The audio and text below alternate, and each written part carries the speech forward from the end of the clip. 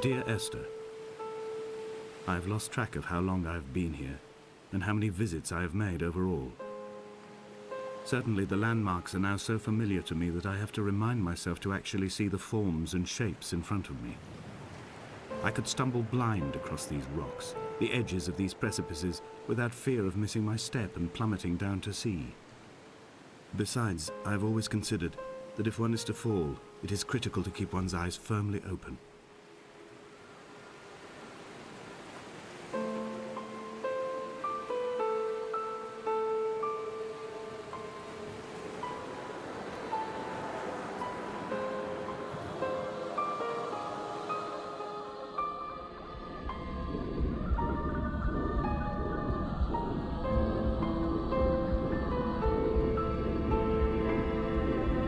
Come back.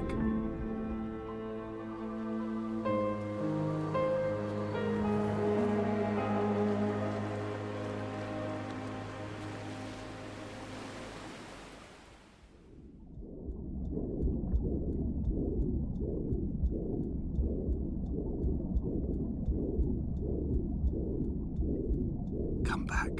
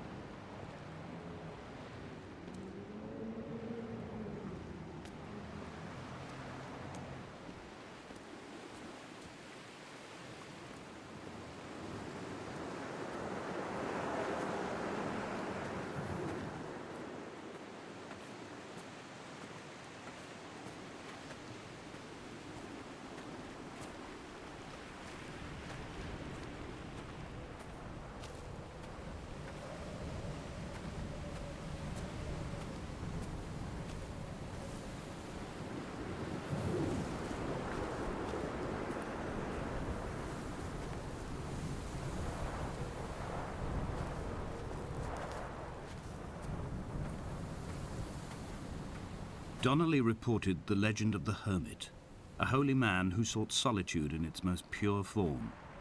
Allegedly, he rode here from the mainland in a boat without a bottom, so all the creatures of the sea could rise at night to converse with him.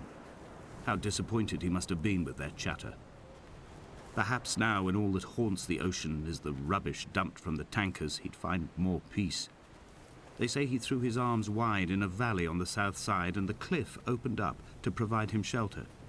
They say he died of fever 116 years later. The shepherds left gifts for him at the mouth of the cave, but Donnelly records they never claimed to have seen him. I have visited the cave and I have left my gifts, but like them, I appear to be an unworthy subject of his solitude.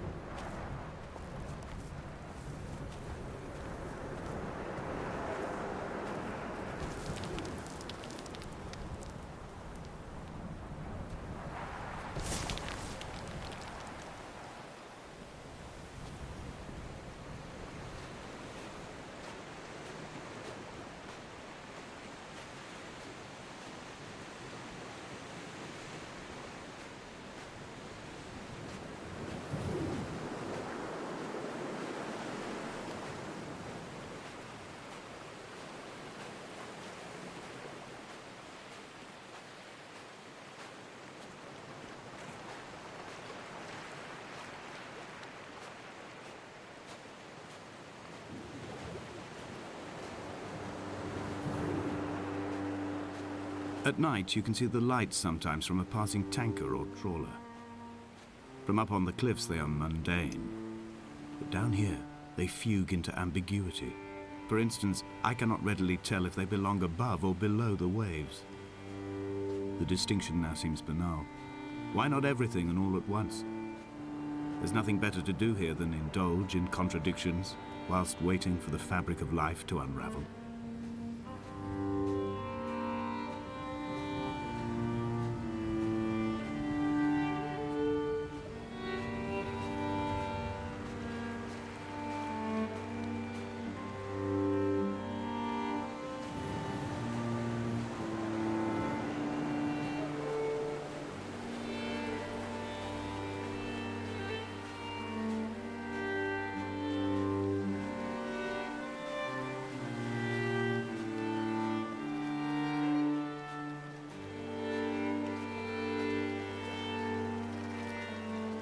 I have found the ship's manifest, crumpled and waterlogged under a stash of paint cans.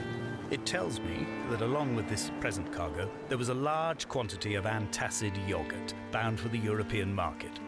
It must have washed out to sea. God knows there are no longer gulls or goats here to eat it.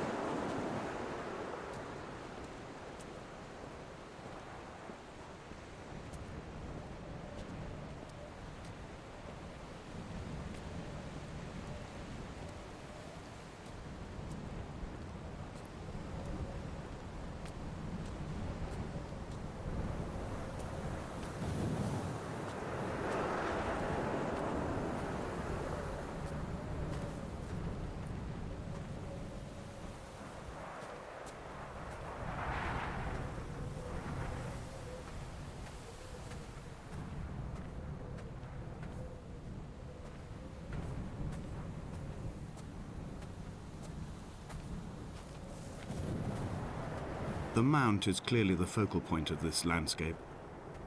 It almost appears so well placed as to be artificial. I find myself easily slipping into the delusional state of ascribing purpose, deliberate motive to everything here. Was this island formed during the moment of impact?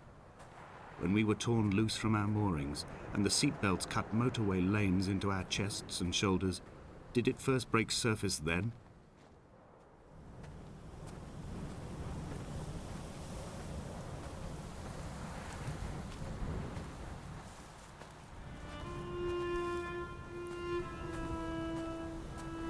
When someone had died or was dying, or was so ill they gave up what little hope they could sacrifice, they cut parallel lines into the cliff, exposing the white chalk beneath. You could see them from the mainland or the fishing boats, and know to send aid or impose a cordon of protection, and wait a generation until whatever pestilence stalked the cliff paths died along with its hosts. My lines are just for this: to keep any would-be rescuers at bay. The infection is not simply of the flesh.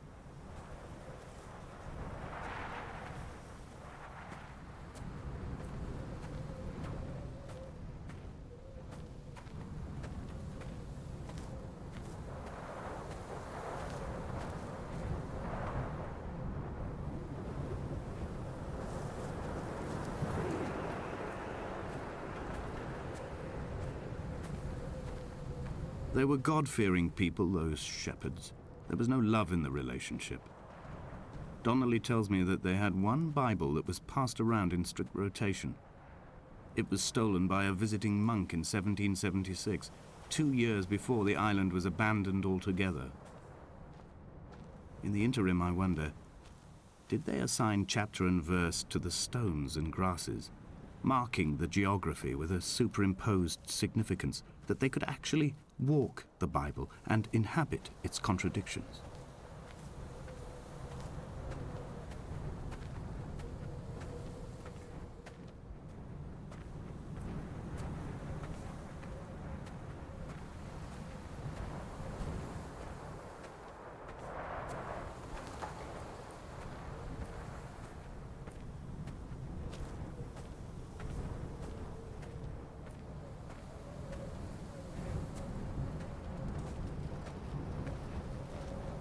Dear Esther, I met Paul. I made my own little pilgrimage. My Damascus, a small semi-detached on the outskirts of Wolverhampton. We drank coffee in his kitchen and tried to connect to one another. Although he knew I hadn't come in search of an apology, reason or retribution, he still spiraled in panic, thrown high and lucid by his own dented bonnet. Responsibility had made him old. Like us, he'd already passed beyond any conceivable boundary of life.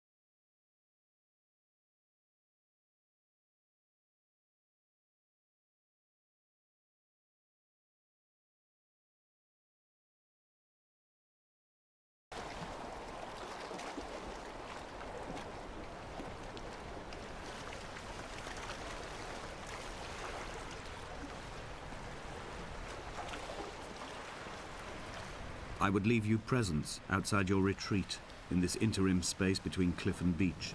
I would leave you loaves and fishes, but the fish stocks have been depleted and I've run out of bread. I would row you back to your homeland in a bottomless boat, but I fear we would both be driven mad by the chatter of the sea creatures.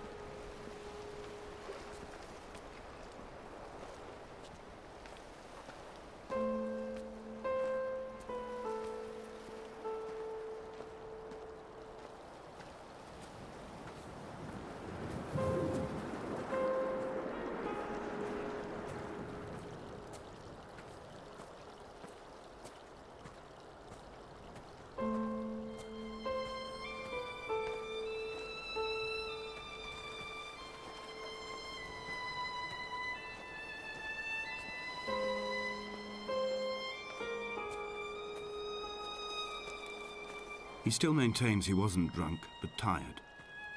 I can't make the judgment or the distinction anymore. I was drunk when I landed here, and tired too. I walked up the cliff path in near darkness and camped in the bay where the trawler lies beached. It was only at dawn that I saw the bothy, and decided to make my temporary lodgings there. I was expecting just the aerial and a transmitter stashed in a weatherproof box somewhere on the mount. It had an air of uneasy permanence to it. Like all the other buildings here, erosion seems to have evaded it completely.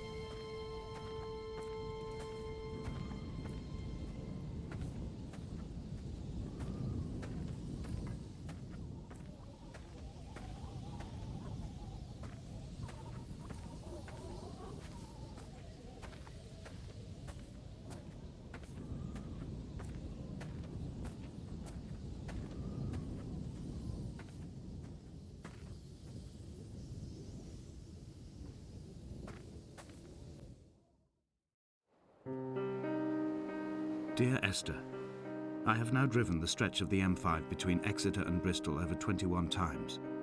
But although I have all the reports and all the witnesses and have cross-referenced them within a millimetre using my Ordnance Survey maps, I simply cannot find the location. You'd think there would be marks to serve as some evidence. It's somewhere between the turn-off for Sandford and the welcome brake services. But although I can always see it in my rear-view mirror, I have as yet been unable to pull ashore.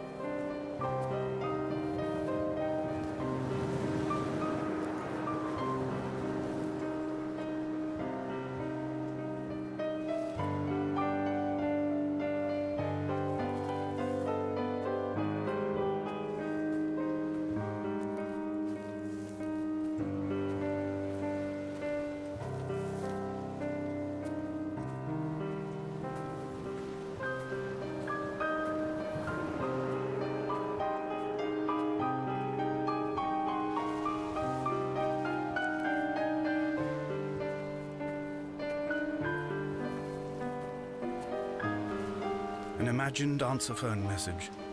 The tires are flat, the wheel spins loosely, and the brake fluid has run like ink over this map, staining the landmarks and rendering the coastline mute, compromised. Where you saw galaxies, I saw only bruises cut into the cliff by my lack of sobriety.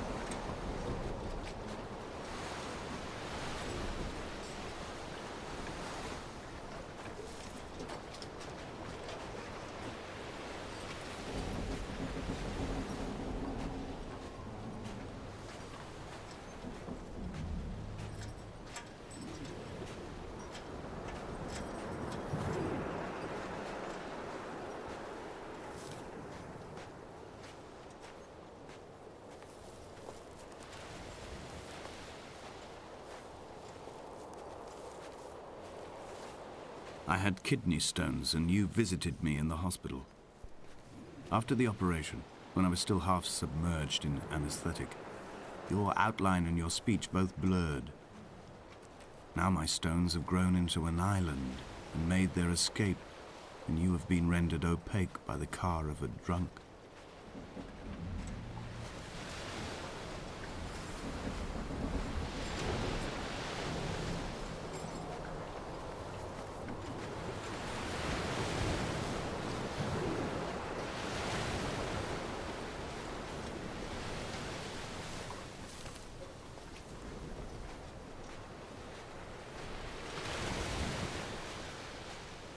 There must be a hole in the bottom of the boat. How else could new hermits have arrived?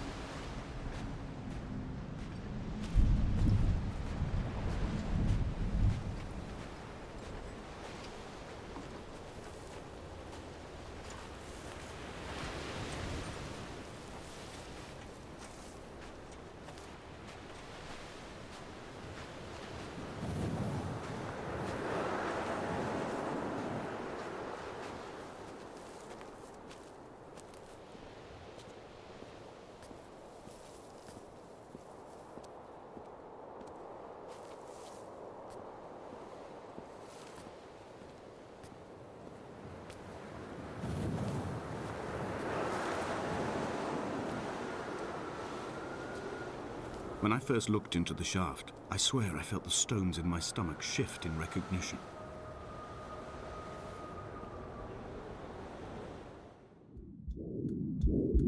Come back.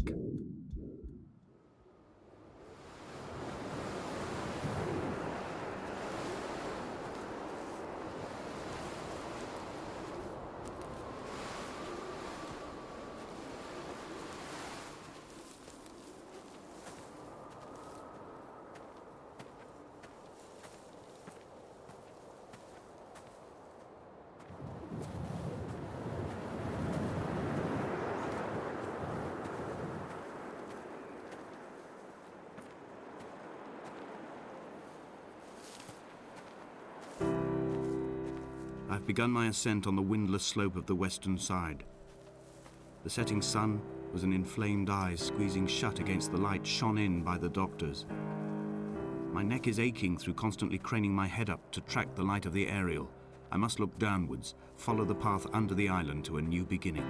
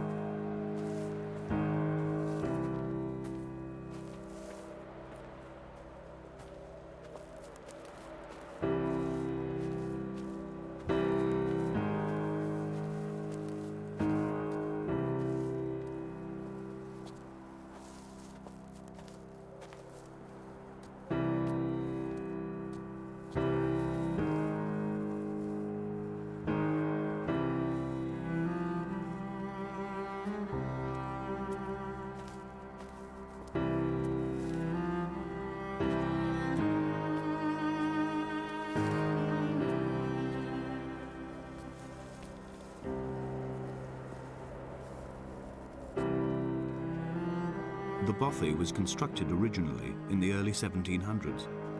By then, shepherding had formalized into a career. The first habitual shepherd was a man called Jakobsen, from a lineage of migratory Scandinavians. He was not considered a man of breeding by the mainlanders. He came here every summer whilst building the bothy, hoping eventually that becoming a man of property would secure him a wife and a lineage. Donnelly records that it did not work. He caught some disease from his malcontented goats and died 2 years after completing it. There was no one to carve white lines into the cliff for him either.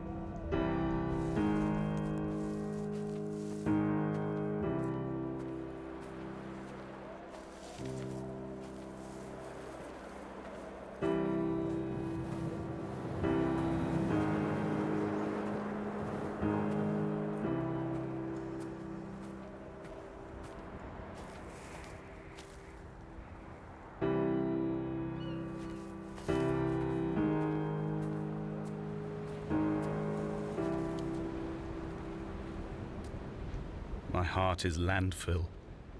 These false dawns waking into the still never light. I sweat for you in the small hours and wrap my blankets into a mass. I have always heard the waves break on these lost shores, always the gulls forgotten. I can lift this bottle to my ear, and all there ever is for me is this Hebridean music.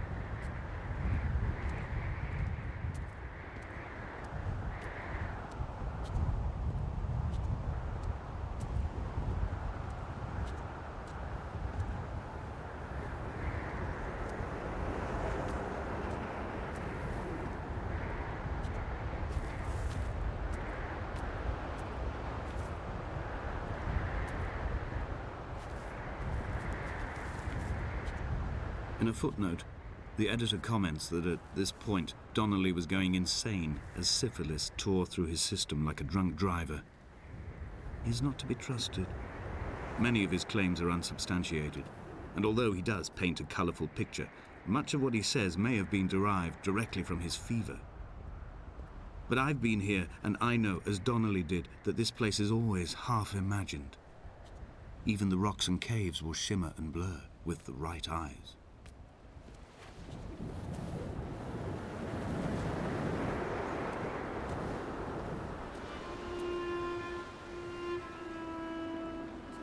They found Jakobsen in early spring. The thaw had only just come. Even though he'd been dead nearly 7 months, his body had been frozen right down to the nerves and had not even begun to decompose. His fingernails were raw and bitten to the quick. They found the phosphorescent moss that grows in the caves deep under the nails. Whatever he'd been doing under the island when his strength began to fail is lost. He'd struggled halfway up the cliff again, perhaps in a delirium, perhaps trying to reach the bothy's fire before curling into a stone and expiring.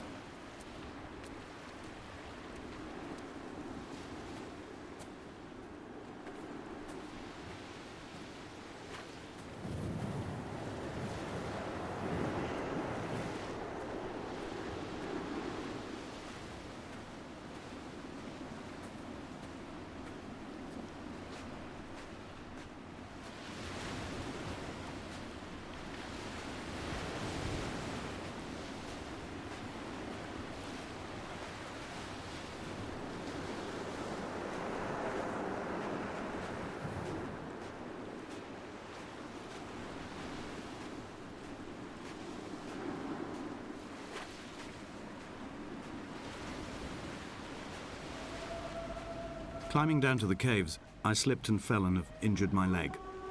I think the femur is broken. It is clearly infected. The skin has turned a bright, tight pink, and the pain is crashing in on waves, winter tides against my shoreline, drowning out the ache of my stones. I struggled back to the bothy to rest, but it has become clear that there is only one way this is likely to end. The medical supplies I looted from the trawler have suddenly found their purpose. They will keep me lucid for my final ascent.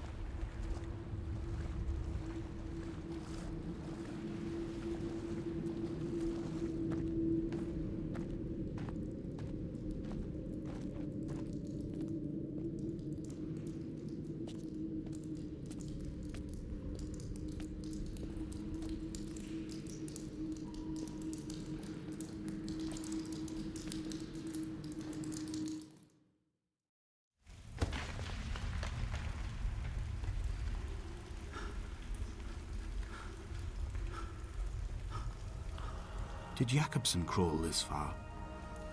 Can I identify the scratches his nails ruined into the rocks?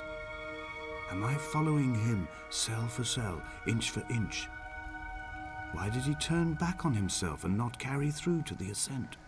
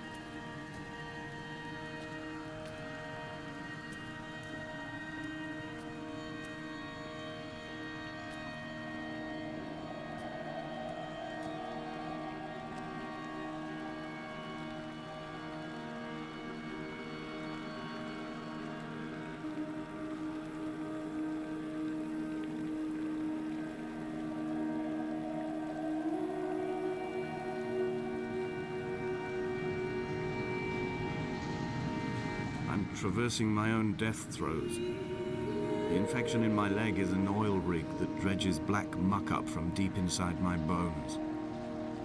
I swallow fistfuls of diazepam and paracetamol to stay conscious. The pain flows through me like an underground sea.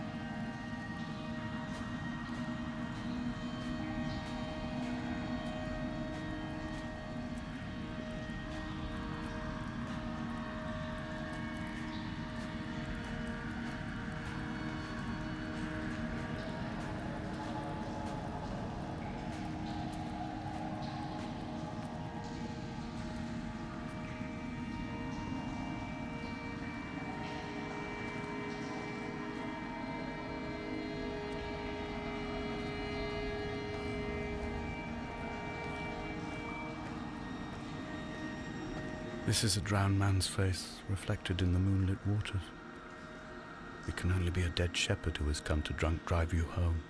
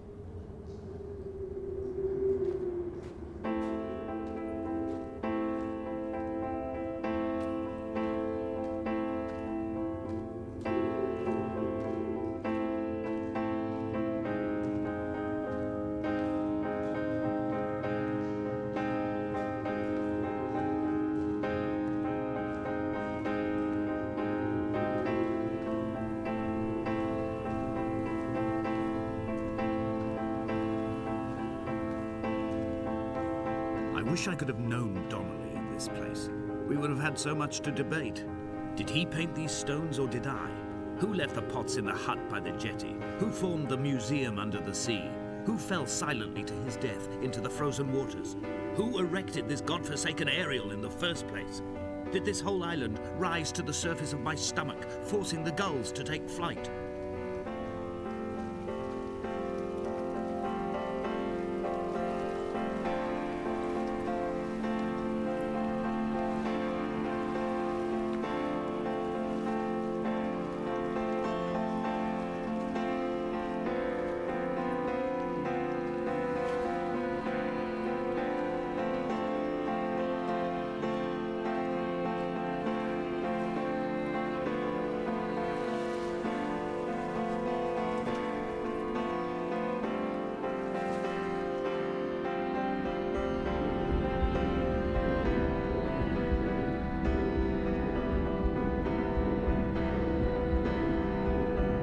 Come back.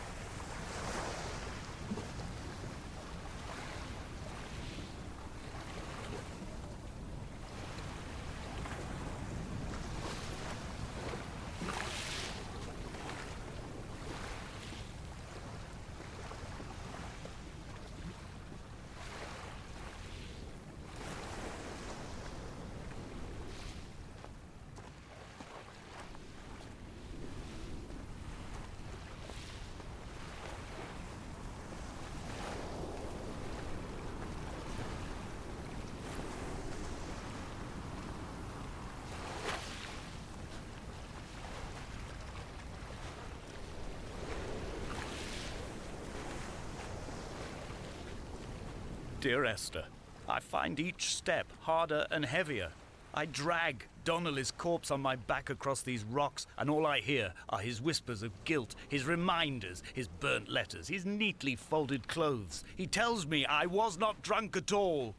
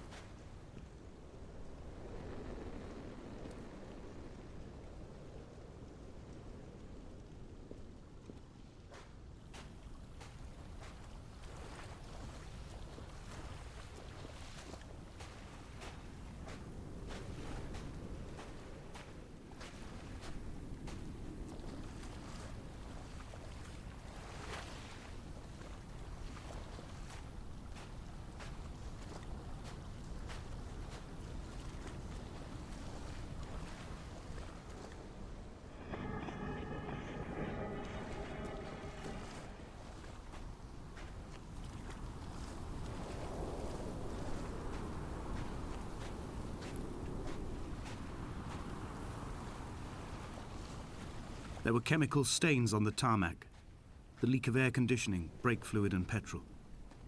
He kept sniffing at his fingers as he sat by the roadside, waiting as if he couldn't quite understand or recognize their smell. He said he'd been travelling back from a sales conference in Exeter. He'd stopped for farewell drinks earlier, but had kept a careful eye on his intake.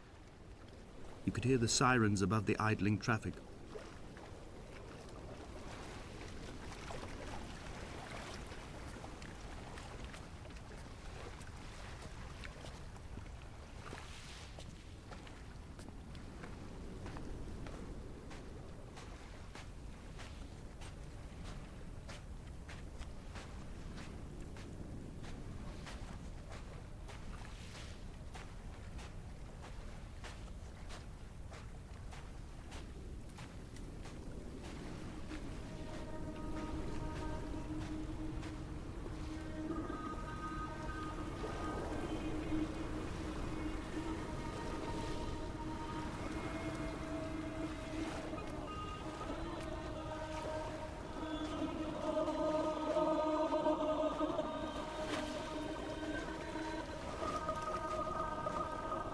From here, I can see my armada. I collected all the letters I'd ever meant to send to you, if I'd have ever made it to the mainland, but had instead collected at the bottom of my rucksack, and I spread them out along the lost beach. Then I took each and every one, and I folded them into boats. I folded you into the creases, and then, as the sun was setting, I set the fleet to sail. Shattered into 21 pieces, I consigned you to the Atlantic, and I sat here until I'd watched all of you sink.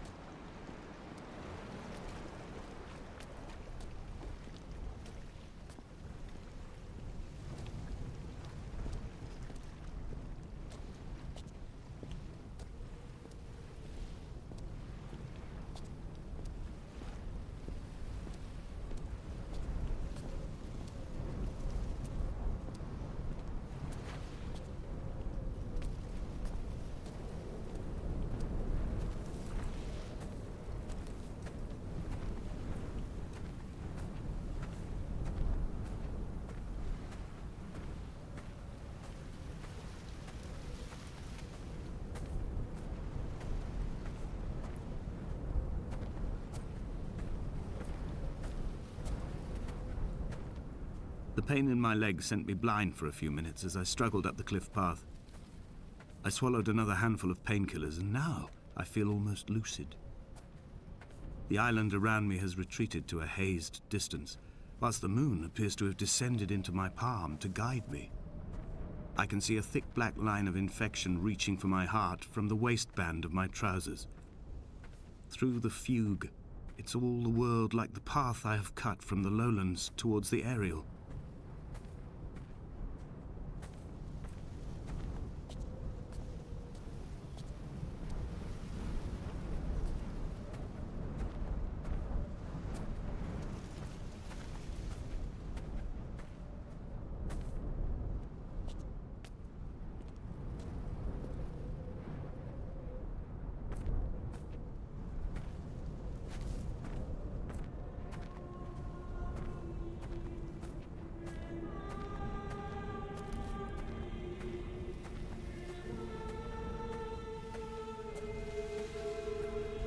I've begun my voyage in a paper boat without a bottom.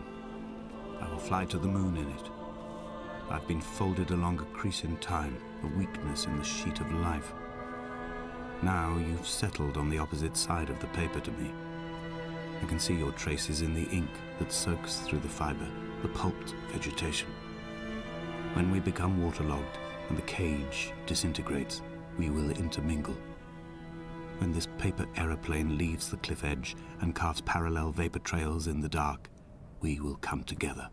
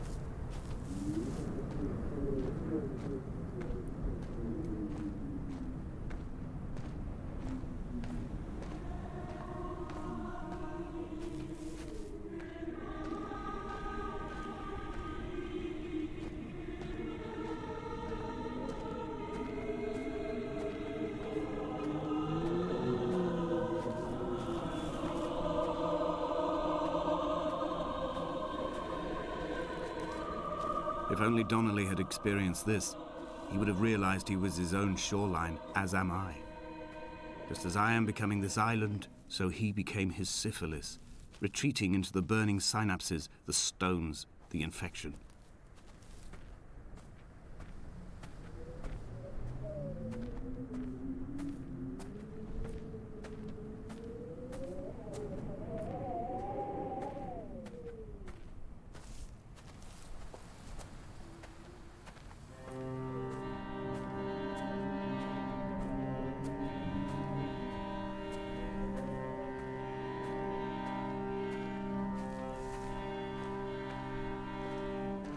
Headlights reflected in these retinas, Too long in the tunnels of my island without a bottom.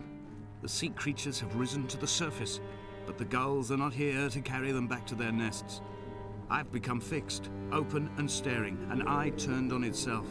I've become an infected leg whose tracking lines form a perfect map of the junctions of the M5. I will take the exit at mid-thigh and plummet to my Esther.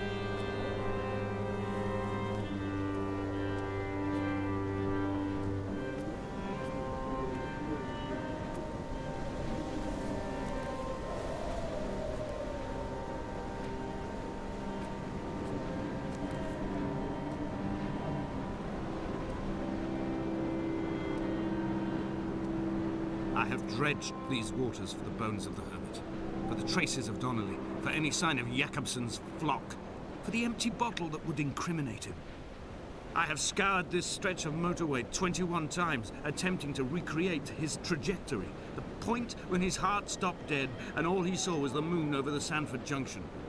He was not drunk, Esther. He was not drunk at all, and it was not his fault. It was the converging lines that doomed him. This is not a recorded natural condition. The gulls do not fly so low over the motorway and cause him to swerve. The paint scored away from his car in lines like an infection, making directly for the heart.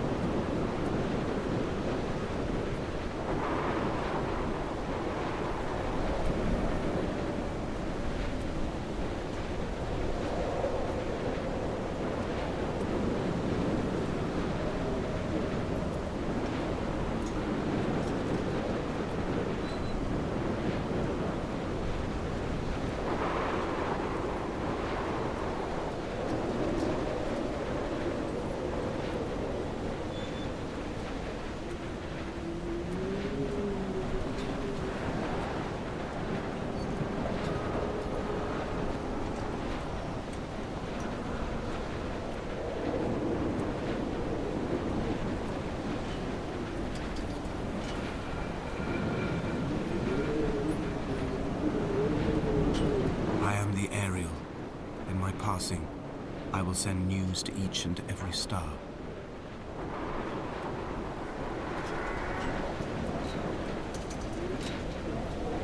Dear Esther, I have burnt my belongings, my books, this death certificate. Mine will be written all across this island. Who was Jakobsen? Who remembers him? Donnelly has written of him, but who was Donnelly? Who remembers him? I have painted, carved, hewn, scored into this space all that I could draw from him. There will be another to these shores to remember me. I will rise from the ocean like an island without bottom, come together like a stone, become an aerial, a beacon, that they will not forget you.